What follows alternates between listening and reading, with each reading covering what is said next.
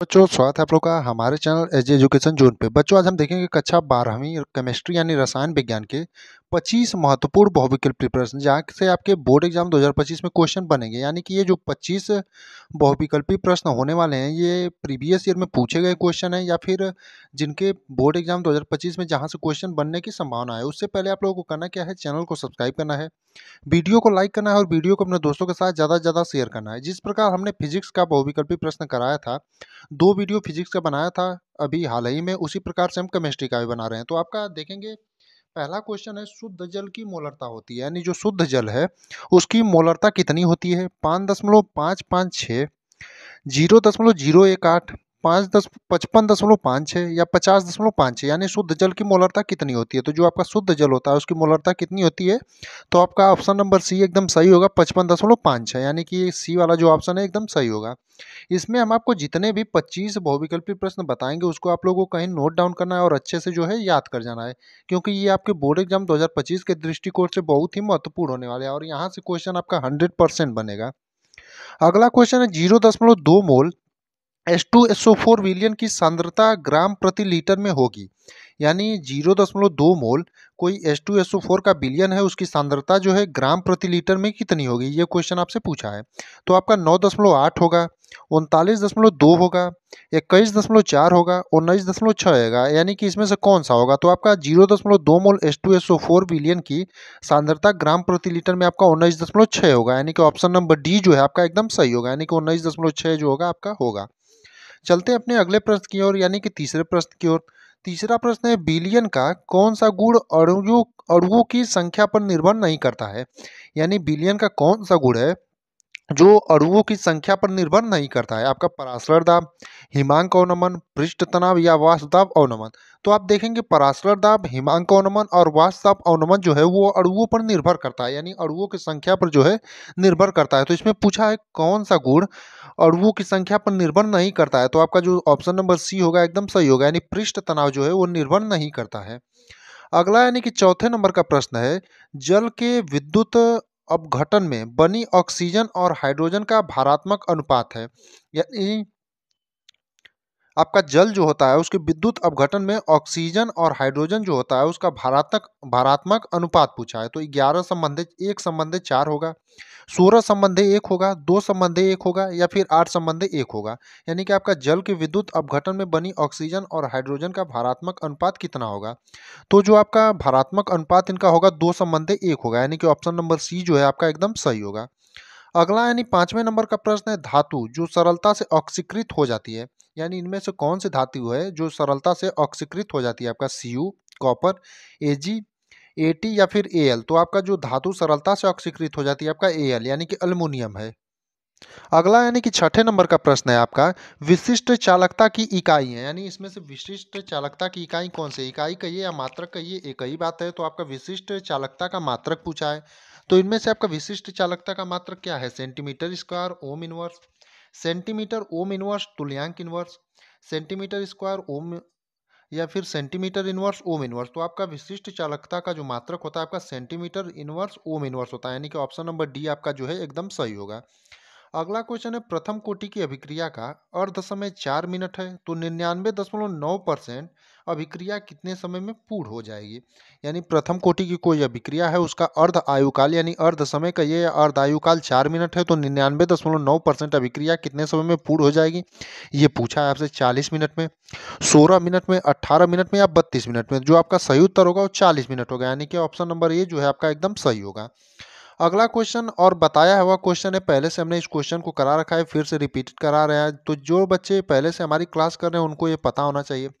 शून्य कोटि की अभिक्रिया के लिए वेग नियतांक का मात्रक है, यानी जो शून्य कोटि की अभिक्रिया होती है उसके लिए वेग नियतांक का मात्रक है litre mole inverse second inverse, metre second inverse, mole second inverse या फिर mole litre inverse second inverse. यानी शून्य कोटि की अभिक्रिया के लिए वेग नियतांक का मात्रक होगा। तो ऑप्शन नंबर डी आपका एकदम सही होगा, यानी मोल लीटर इनवर्स सेकेंड इनवर्स। अगला यानी 9वें नंबर का प्रश्न है, हीलियम का मुख्य स्रोत है, यानी हीलियम का इसमें से कौन सा मुख्य स्रोत है? मोनोजाइट रेत, वायु, रेडियम या फिर इनमें से कोई नहीं। तो हीलियम का जो आपका मुख्य स्रोत होता है मोनोजाइट रेत होता है, यानी कि ऑप्शन नंबर ए जो है आपका एकदम सही होगा, यानी हीलियम का मुख्य स्रोत मोनोजाइट रेत है। अगला क्वेश्चन है, वायुमंडल में सर्वाधिक पाई जाने वाली गैस है, यानी इनमें से कौन सी वायुमंडल में सर्वाधिक पाई जाने वाली गैस है? क्रिप्टॉन होगा, आर्गन होगा, हीलियम होगा या फिर नियॉन होगा। तो आपका इसमें से जो है इन चारों में से आपका वायुमंडल में पाई जाने वाली सर्वाधिक गैस है आपका आर्गन होगा, यानी कि ऑप्शन नंबर बी जो है आपका एकदम सही होगा। अगला यानी कि 11वें नंबर का प्रश्न है, क्लोरीन का प्रबलतम ऑक्सी अम्ल है। यानी इनमें से आपका क्लोरीन का जो है प्रबलतम ऑक्सी अम्ल है HClO3 या फिर HClO या फिर HClO4 या फिर ऑप्शन नंबर डी में HClO2। तो आपका इस क्लोरीन का प्रबलतम ऑक्सीजन अम्ल आपका जो है ऑप्शन नंबर सी एकदम सही होगा, यानी कि HClO4 जो है क्लोरीन का प्रबलतम ऑक्सीजन अम्ल है। अगला यानी कि 12वें नंबर का प्रश्न है, निम्नलिखित में अणुचुंबकीय यौगिक है। यानी इनमें से आपका अणुचुंबकीय यौगिक कौन सा है ये आपको पहचान करना है। तो आपका ZnCl2, AgNO3, CuCl या फिर डी में FeSO4। तो आपका इनमें से जो अणुचुंबकीय यौगिक है आपका FeSO4 है, यानी कि ऑप्शन नंबर डी आपका जो है एकदम सही होगा। अगला यानी कि 13वें नंबर का प्रश्न है, निम्नलिखित में से कौन सा आयन उप संयोजन यौगिक नहीं बनाता है। यानी निम्नलिखित में से कौन सा आयन जो है उप संयोजन यौगिक नहीं बनाता है आपका Cr3+, Cr+, CO+2 या फिर Na+। तो इनमें से कौन सा आपका जो आयन है उप संयोजन यौगिक नहीं बनाता है। तो ऑप्शन नंबर डी जो है आपका एकदम सही होगा, यानी Na+ जो है वो आपका उप संयोजन यौगिक नहीं बनाता है। अगला यानी 14वें नंबर का प्रश्न है, Cr छोटे ब्रैकेट में H2O4 सी H2O का टेट्रा Cl2 के होल के पावर जो आपका प्लस है आयन में Cr की संयोजकता होती है, 5 होगा, 1 होगा, 3 होगा या फिर 6 होगा। तो इसमें जो आपका Cr की जो संयोजकता है आपकी 6 होगी, यानी कि ऑप्शन नंबर डी जो है आपका एकदम सही होगा। अगला यानी कि 15वें नंबर का प्रश्न है, निम्नलिखित में से रंगहीन संकुल आयन है। यानी इनमें से कौन सा रंगहीन संकुल आयन है। तो ऑप्शन नंबर ए जो है आपका ZnNH3 का 4NH3 का टेट्रा प्लस होल के पावर जो आपका है कितना है 2+ है। तो यही आपका जो है सही उत्तर होगा। अगला यानी कि 16वें नंबर का प्रश्न है, फॉस्जीन है। यानी फॉस्जीन क्या है आपका COCl2 है, CS2 है या फिर PS3 है या फिर POCl3 है। तो आपका फॉस्जीन क्या है COCl2 है, यानी कि ऑप्शन नंबर ए जो है आपका एकदम सही होगा। अगला क्वेश्चन है 17वें नंबर का, हेलो फॉर्म किसके ट्राई हेलोजन व्युत्पन्न है। यानी हेलो फॉर्म जो है वो किसके ट्राई हेलोजन व्युत्पन्न है आपका बेंजीन के, प्रोपेन के, एथेन के या फिर मेथेन के। तो हेलो फॉर्म किसके ट्राई हेलोजन व्युत्पन्न है। तो आपका मेथेन के, यानी कि ऑप्शन नंबर डी जो है आपका एकदम सही होगा। अगला यानी कि 18वें नंबर का जो प्रश्न है, CH Cl3 ऑक्सीकरण कर देता है। यानी CH3 जो है वो किसको ऑक्सीकरण कर देता है, क्लोरोपिक्रीन को, फॉस्जीन को, फार्मिक अम्ल को या फिर कार्बन टेट्राक्लोराइड को। यानी CH Cl3 जो है किसको ऑक्सीकरण कर देता है। तो आपका फॉस्जीन को, यानी कि ऑप्शन नंबर बी जो है आपका एकदम सही होगा। अगला यानी कि 19वें नंबर का प्रश्न है, क्लोरोपिक्रीन का अणुसूत्र है। यानी क्लोरोपिक्रीन जो है उसका अणुसूत्र क्या है, CCl3NO2 या फिर CCl2H2NO2, CCl3HNO2 या फिर CCl2NO2 का ट्वाइस। तो इनमें से आपका जो है क्लोरोपिक्रीन का अणुसूत्र क्या है। तो ऑप्शन नंबर ए जो है आपका एकदम सही होगा, यानी CCl3NO2 जो है आपका क्लोरोपिक्रीन का अणुसूत्र होता है। अगला क्वेश्चन है, परिशोधित स्पिरिट में एल्कोहल की मात्रा होती है। यानी जो परिशोधित आपका स्पिरिट होता है उसमें एल्कोहल की मात्रा कितनी होती है।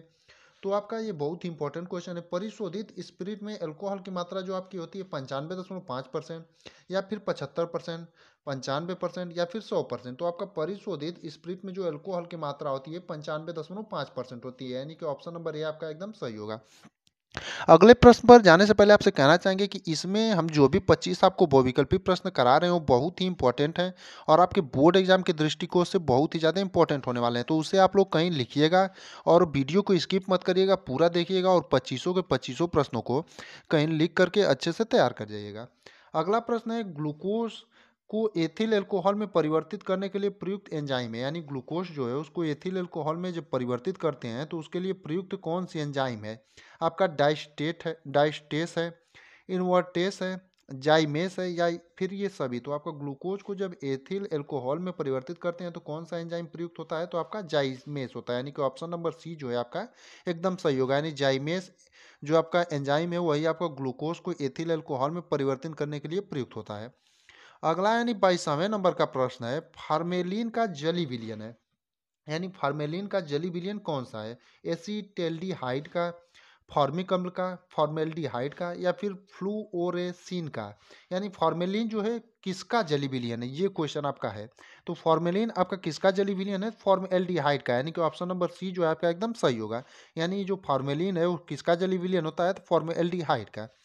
अगला यानी 23वें नंबर का प्रश्न है, निम्न में से कौन फेलिंग विलयन का अपचयन नहीं कर सकता है। यानी इनमें निम्न में से कौन सा आपका जो है फेलिंग विलयन का अपचयन नहीं कर सकता है। एसिटेल्डिहाइड होगा, फॉर्मेल्डिहाइड होगा, फॉर्मिक अम्ल होगा, या फिर एसिटिक अम्ल होगा। तो जो आपका एसिटिक अम्ल होता है वो फेलिंग विलयन का अपचयन नहीं कर सकता है, यानी कि ऑप्शन नंबर डी जो है आपका एकदम सही होगा। अगला यानी 24वें नंबर का प्रश्न है, C4H11N से कितने प्राथमिक एमीन संभव है। यानी C4H11N जो है उससे कितने प्राथमिक एमीन संभव है, 7, 5, 3 या 4। तो आपका C4H11N से आपके प्राथमिक एमीन 4 संभव है, यानी कि ऑप्शन नंबर डी जो है आपका एकदम सही होगा। अगला यानी कि 25वां प्रश्न है, नाइट्रोबेंजीन को कहते हैं, यानी नाइट्रोबेंजीन जो है उसे क्या कहते हैं। तो ये जो क्वेश्चन है अभी 2-3 दिन पहले हमने अपने कम्युनिटी पोस्ट में किया था। जो भी बच्चे कम्युनिटी पोस्ट का उत्तर दे रहे होंगे उनको पता होगा कि नाइट्रोबेंजीन जो है उसको मिर्वेन का तेल कहते हैं, यानी कि ऑप्शन नंबर बी जो है आपका एकदम सही होगा। यानी नाइट्रोबेंजीन को क्या कहते हैं, तो मिर्वेन का तेल कहते हैं। बाकी इतने ही 25 प्रश्न जो आज हम आपके लिए लाए थे, और बहुत ही इंपॉर्टेंट प्रश्न है, तो इसे आप लोग कहीं नोट डाउन करिएगा और अच्छे से तैयार करिएगा, ताकि आपके बोर्ड एग्जाम 2025 के समय जब आप भूलें तो एक बार देख लें तो आपको याद हो जाएगा। इसलिए आप लोग इसे कहीं नोट डाउन करिएगा और बढ़िया से तैयार करिएगा।